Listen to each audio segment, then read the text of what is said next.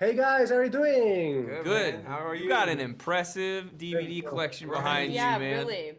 Oh well, thank you. Well, and it's not digital; it's real. I know, it's awesome. I love it. Amazing. It's not just like a picture. But I am loving what you have on the. What is it? What are you eating? Well, we were talking about cupcakes and then they just happened to have some and then they brought them to me. This What- is what's in actually a that? donut hole. I think this is coffee. Oh, Yeah. amazing. Couple Well, of cakes and crumpets, you know?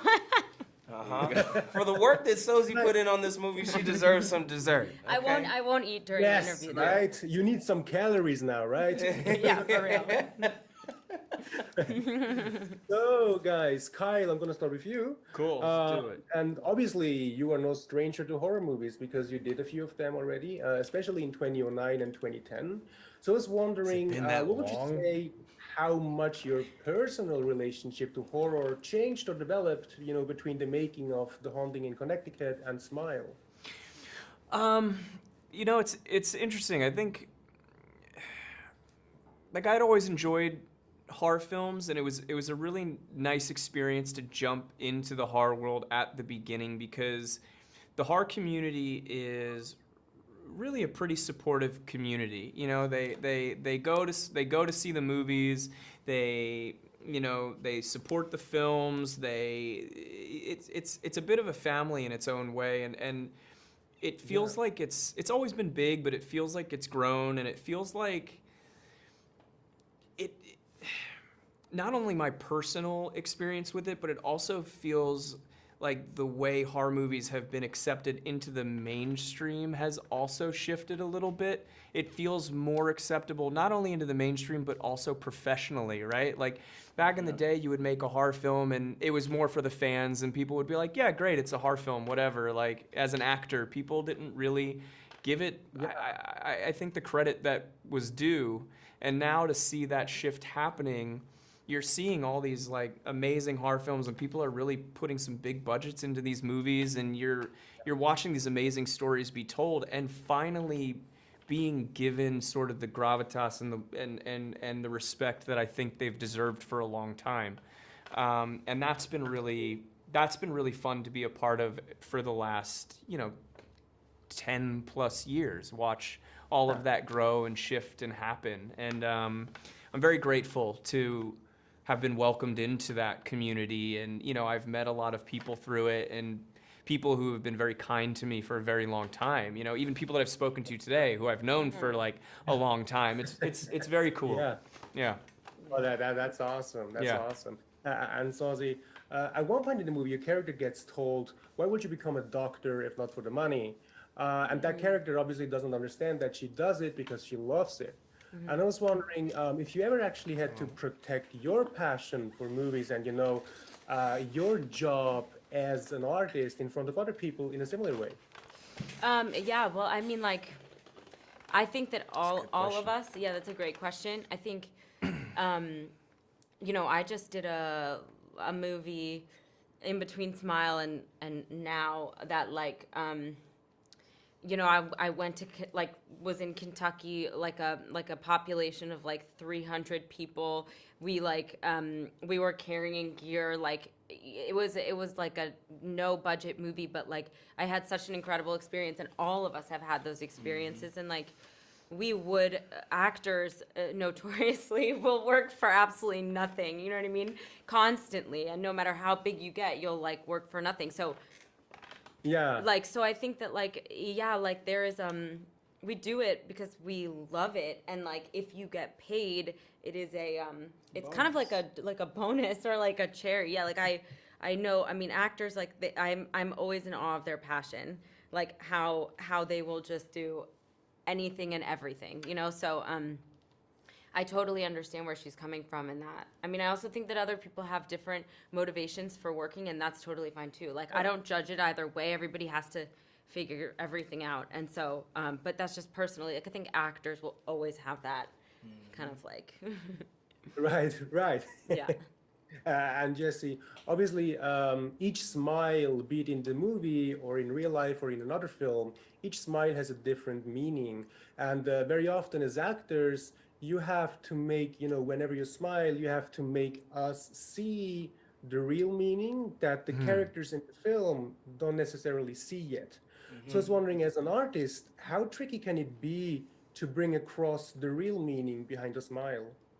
Oh man, that's a good question too. He's got good questions. I know, really. It's so deep. Yeah, I mean, but as an actor, that's kind of what we do.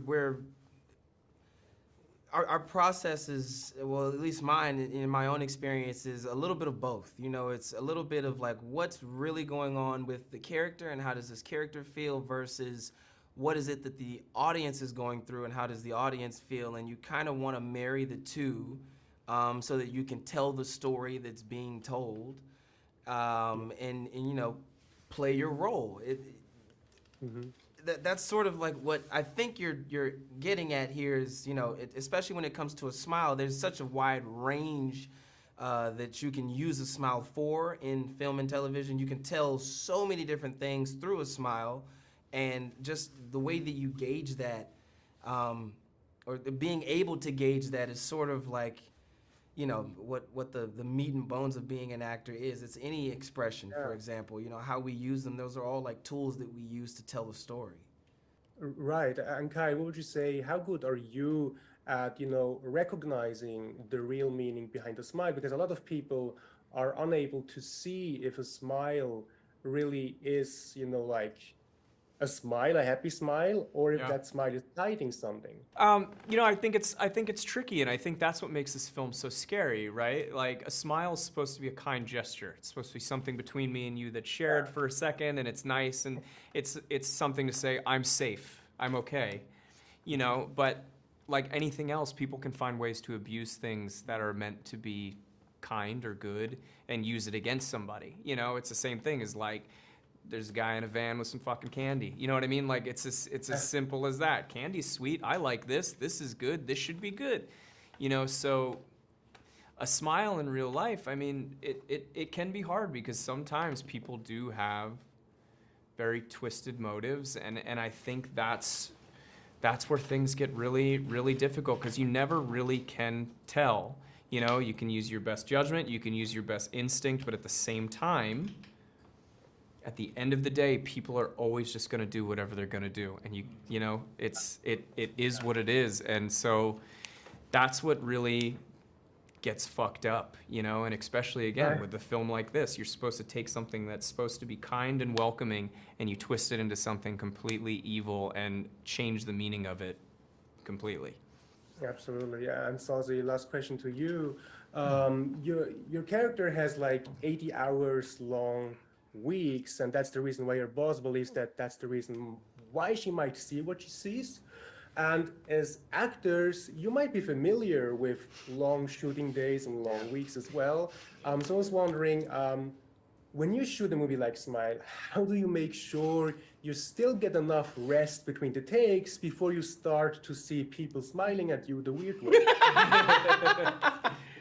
I mean, like, fuck, I don't know. You do your best, Like, I guess I tried to prioritize sleep, but it's hard. Like, horror movies specifically, it's always a thought. Like, it's going to be a lot of night shoots, and you're going to be, like, nocturnal for a long time. And then they're going to, the schedule is going to totally flip. So that's sort of just, like, what we do. It is, like, our lives. It's weird hours. It's hard hours. But it's temporary. You know what I mean? It's not forever. So you kind of just you work really hard. It's a great job. Like, I'm not gonna complain about it, but yeah, like finding a time to sleep. I usually slept at lunch, at least like try to close my eyes. The other day though, I hadn't slept in a couple days just because I already have kind of insomnia, and then I saw a lizard in the house, and Scoot was like, "Are you seeing things?" And I was like, "No, I swear to God." And then we found it on like the other side of the bed, and I was like, "Ha! See, there's a lizard." So I do understand how like your mind could play tricks on you. It hasn't actually happened to me yet, but On set? What? What do you mean? You mean it hasn't happened to you like in general? No, it's never. Okay, I've gotcha, never gotcha. seen a lizard because I Right. hadn't slept well. Like that was really extreme. I was like, "Excuse me." Yeah. Awesome, guys. Seriously, that was such a pleasure talking to you. Thank you so much for your time. All the best with your movie. And please send over some donuts. Okay, All yeah. right, yeah, we got. I'm going to get my They cookie have an right now. assortment. Of course. Thanks. so much.